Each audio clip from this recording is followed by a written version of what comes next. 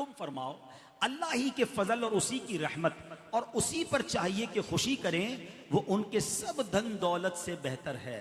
अल्लाह की रहमत और फजल पर खुशी करें तो सब धन दौलत से बेहतर है। अच्छा, फिर अल्लाह की कोई भी रहमत हो तो खुशी करने का हुक्म है, तो जो सबसे बड़ी रहमत हो, जो सबसे बड़ी नेमत हो। अब आप हो सकता है कोई कहे यार नबी पाक अल्लाह की रहमत है, ये कहां से आया भाई? और फिर कुरान का रेफरेंस दे देता हूं। अल्लाह कुरान में फरमाता है वमा अरसलनाका इल्ला रहमतल लिल आलमीन, मेरे आका तो सारे जहान के लिए रहमत है। अहदीस में ये मजमून मिलता है, हदीस कुदसी है, ए महबूब तुझे ना बनाता तो ये कायनात ही ना बनाता। जो वजह तखलीक के कायनात हैं, जिसके सबब ये दुनिया बनी है, उनकी आमद की खुशी क्यों ना मनाएं? तो इंशाअल्लाह धूमधाम से मीलाद मनाएंगे। परचम भी लगाएं, लाइटें भी लगाएं, मगर चोरी की नहीं, बिल देकर। बेशक 2 ट्यूबलाइटें